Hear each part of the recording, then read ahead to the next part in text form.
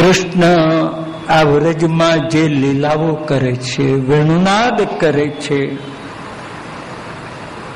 એ વ્રજવાસીઓ માટે જ કરે છે.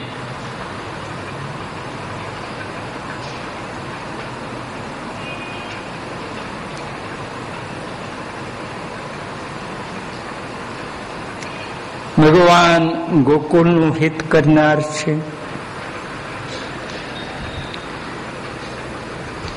પ્રભુના બે ચરણારવિંદમાં 10 આંગળીઓ,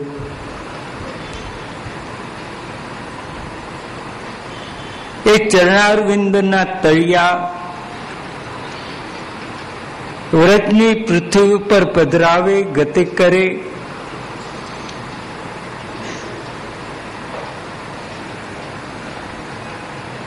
અને પ્રભુના કમલ કરતા કોમલ ચરણના સ્પર્શ થતા આ વ્રજભૂમિ એને આમ ગાયની ખરીઓ વાગેલી, એની વેદના થયેલી, એ વેદનામાં પરમ શાંતિ આપે છે.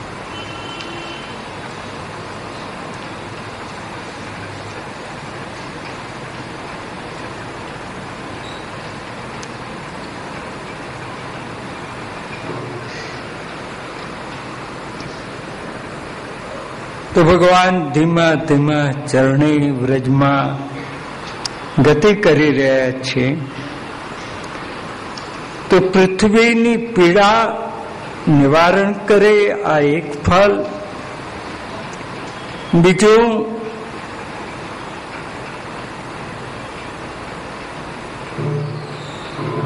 ધ્વજ વગેરે ચિહ્નો પ્રભુના એ ભૂમિમાં એની છાપ પડે, એ છપાઈ જાય.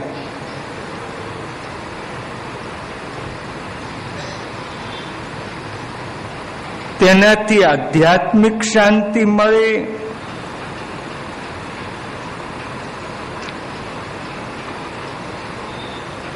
અને આધ્યાત્મિક પછી આદિદૈવિક સુખની પ્રાપ્તિ, આનંદની પ્રાપ્તિ કમલ જેવા ચિહ્નો દ્વારા મળે. વ્રજની અંદર 3 જણા મુખ્ય છે. એક તો પૃથ્વી, વ્રજની પૃથ્વી બીજા બધા કરતા અલૌકિક છે.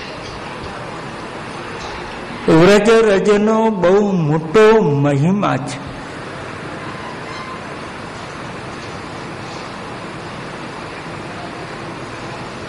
તો પૃથ્વી વ્રજની, પછી ગાયો, વ્રજમાં એનું મહત્વ, અને ત્રીજું ગોપીજનો.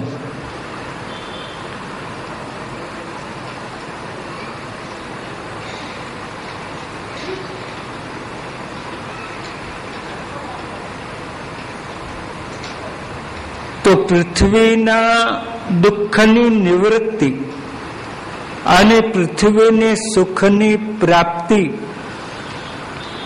એ ભગવાનની ગતિથી મળે છે. ભગવાન વ્રજમાં વિચરણ કરે એનાથી પૃથ્વીને સુખ મળે છે, એને શાંતિ મળે છે.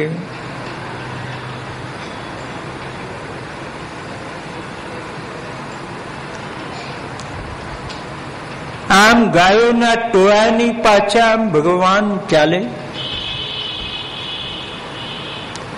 કોઈ માતેલો સહાડ ભગવાનનું શરીર આમ પુષ્ટ,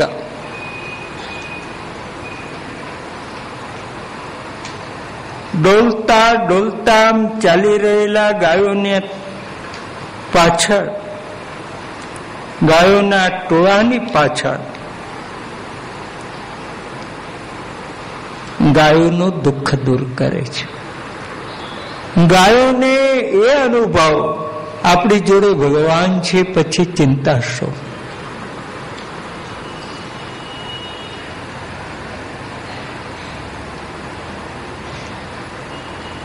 ભગવાન એ પણ એમનેમ નહીં, વેણુનાદ કરતા ચાલે છે. અને વેણુનાદ દ્વારા ગોપીઓના દુઃખ દૂર કરે છે. વ્રજની ભૂમિને ચરણનો સ્પર્શ કરાવી ભૂમિના દુઃખ દૂર કરે.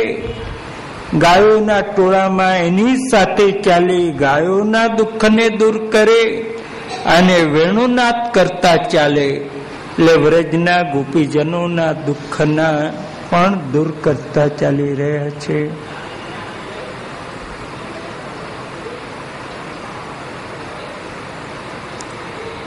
તે પ્રભુનો વેણુનાદ શ્રવણ કરતા ગોપીજનો કે અમે જ્યાં ઊભી હઈએ ત્યાં સ્થિર બની જઈએ છીએ. એટલે આમ જલ લેવા ગયું હોય તો ત્યાં સ્થિર બની જઈએ, કચરો વાળતી હોય તો ત્યાં સ્થિર બની જઈએ, ગાય દોતી હોય તો ત્યાં સ્થિર બની જઈએ. અમારું ચિત્ત કૃષ્ણમાં લાગી જાય, અમે બીજી ક્રિયા કરતા અટકી જઈએ છીએ.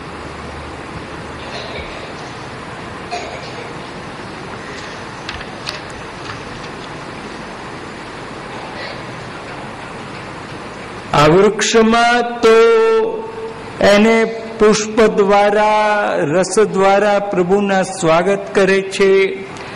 અમારું તો આંતર જ્ઞાન પણ જતું રહે છે.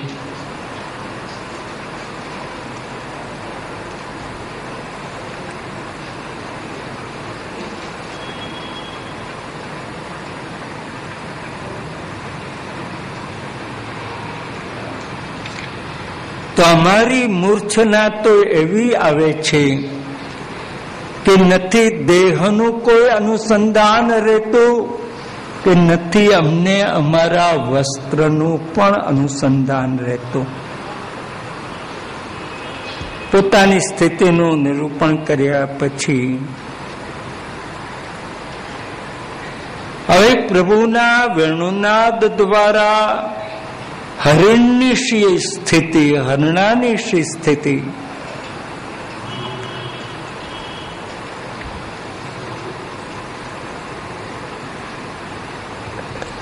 એનું નિરૂપણ કરે. મણિધર ક્વચિદા ગણયન્ગા માલયા દૈત ગંધ તુલસ્યા પ્રણયિનોનુચરસ્ય કદાંસે પ્રક્ષિપન ભુજમગાયત યત્ર કુવાણિત વેણુ રવવંચિત ચિત્તા કૃષ્ણમન્વસત કૃષ્ણ ગૃહિણ્યઃ ગુણગણાર્ણવમનુગત્ય હરિણ્યો ગોપિકા ઇવ વિમુક્ત ગૃહાશા.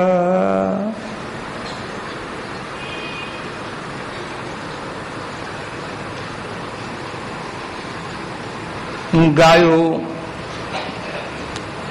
લઈને ભગવાન પધારે. હવે સાયંકાળ થાય ત્યારે ગાયોને લઈને ઘેર પાછા આવવા. તો ગાયો બધી આવી ગઈ કે નહીં, આ કેવી રીતે ખબર પડે? 8-10 ગાયો હોય તો માનો કે આમ નજર પડે એટલે ખ્યાલ આવે, પણ અસંખ્ય ગાયો હોય ત્યાં